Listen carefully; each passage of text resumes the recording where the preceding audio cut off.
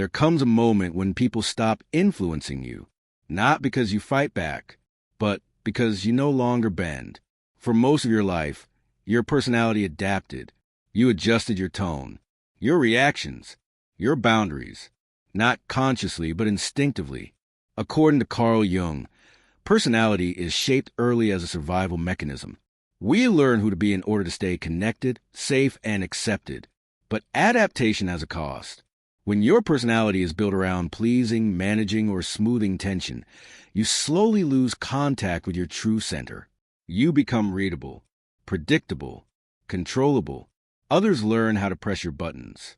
They know when you'll explain, when you'll forgive, when you'll doubt yourself. And then something changes. You stop reacting the same way. Not dramatically, not aggressively, just quietly. You pause instead of responding. You choose silence instead of justification. You feel no urge to prove who you are. This is the moment your personality begins to integrate. Jung called this individuation, the process where the ego stops serving external approval and begins aligning with the self. And when this happens, control breaks down. People feel it immediately. When people can no longer control your emotional responses, they often feel unsettled, not because you did something wrong, but because the old dynamic is gone. You no longer explain yourself into exhaustion. You no longer absorb guilt that isn't yours. You no longer negotiate your worth. This loss of influence creates discomfort. According to Jung, the psyche reacts defensively when familiar patterns collapse. People may accuse you of changing, of becoming distant, of acting different. They are right. You are different, but not in the way they mean. You are no longer unconsciously available. This is why some people grow colder, why others test your boundaries, why a few quietly disappear. Your personality has reached a point where it no longer adapts for survival. It stands, and standing exposes who relied on your flexibility. This is not arrogance. It is alignment, and alignment cannot be controlled. When people realize they can no longer influence you directly, their behavior often changes. Not openly, not dramatically, but subtly. According to Carl Jung, when unconscious control is lost, the psyche looks for indirect ways to restore balance. This is where passive aggression appears. Small remarks, withheld warmth, sudden coldness disguised as neutrality. You may notice people testing your boundaries in quiet ways. They delay responses. They forget commitments. They say things just ambiguous enough to provoke doubt. The goal is not communication. The goal is reaction. If they can still make you explain yourself, defend your tone, or question your intent, they regain influence. But something has changed. You don't rush to clarify. You don't feel compelled to fix the tension. You don't internalize their discomfort, and this unsettles them. Jung believed that when a person no longer reacts predictably, unconscious power dynamics collapse. The familiar emotional hooks stop working. This is why resistance increases right before it fades. People push boundaries when they sense they are losing access. Your calm is not weakness. Your silence is not confusion. It is self-possession. And self-possession cannot be manipulated. When control fails, resentment often follows. Not loud resentment, quiet resentment. You may hear that you've changed, that you're distant, that you're not the same anymore. These statements are not neutral observations. They are expressions of loss of influence, loss of familiarity, loss of access to your inner world. Jung taught that resentment arises when someone encounters a reality they cannot accept. Your integrated personality reflects something they are not ready to become. You no longer overgive. You no longer self-abandon. You no longer explain your worth. This creates contrast, and contrast creates discomfort. Some people respond by pulling away, others by quietly diminishing you, a few by reinterpreting your growth as arrogance. This is not because your personality became harsh. It became whole, and wholeness disrupts relationships built on imbalance. This is the hidden cost of integration. Not everyone will follow you into this new dynamic, but those who remain will meet you without control, without games, without pretense. And that kind of connection is rare. There is a moment when control ends completely, not because you confront anyone, not because you explain yourself, but because you no longer offer access to your inner world. According to Jungian psychology, this is the moment inner authority replaces external influence. You no longer feel compelled to justify your choices. You no longer negotiate your boundaries. You no longer adjust your personality to keep others comfortable. This is not resistance. It is resolution. Your reactions slow. Your energy stabilizes. Your decisions feel quieter, but firmer. People notice this immediately.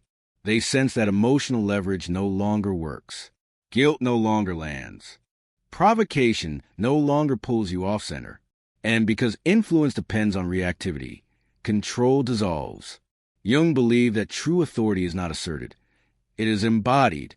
When the ego aligns with the self, the need for approval disappears. You are no longer responding from fear of loss.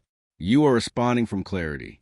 This is when manipulation loses its power, because there is nothing left to grab.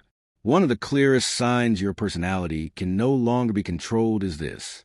You stop feeling emotionally obligated, not out of coldness, not out of resentment, but out of clarity. You no longer feel responsible for managing other people's moods. You no longer feel guilty for choosing distance. You no longer confuse empathy with self-sacrifice. According to Jung, emotional obligation is often a residue of early conditioning. We learn to regulate others to maintain safety and belonging. But when individuation begins, that obligation dissolves. You still care, but you no longer carry. This shift is deeply unsettling for those who relied on your emotional availability.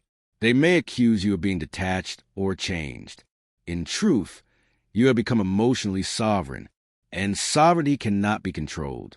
When people sense they are losing influence, their behavior often intensifies. They may demand explanations, revisit old grievances, create urgency where none exists. Jung observed that the psyche resists loss of control by increasing pressure. This escalation is not about resolution. It is about regaining access. You may notice others suddenly wanting clarity they never sought before, or emotional closeness they previously avoided. This is not reconnection. It is desperation. But something has changed in you. You no longer rush to respond. You no longer feel compelled to re-enter old dynamics. You let the discomfort exist without fixing it. This calm refusal accelerates the collapse of control, because pressure only works on those who feel they must comply. As control dissolves, a quieter phase emerges. Loneliness, not social loneliness, but psychological space. You may notice fewer messages, less engagement, more silence around you. This is not rejection. It is realignment. Jung believed individuation always creates a temporary void. Old connections fall away before new ones appear. The psyche needs space to reorganize. This phase is often misunderstood as loss, but it is incubation. You are no longer surrounded by people who need you to be smaller. You are preparing for connections that meet you whole. This solitude is not emptiness. It is integration in progress. Eventually, something settles.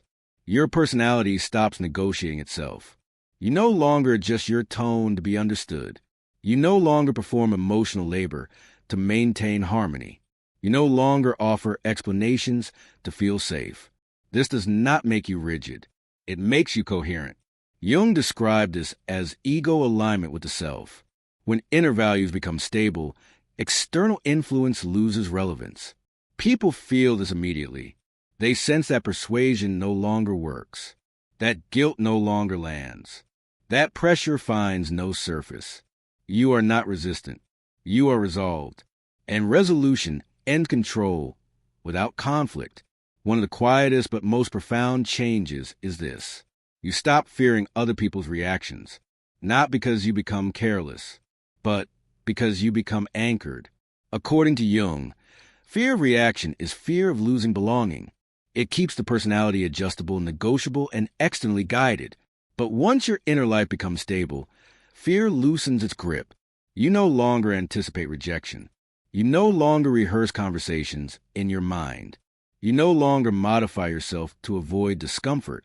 This does not make you reckless. It makes you free. Freedom does not shout. It settles.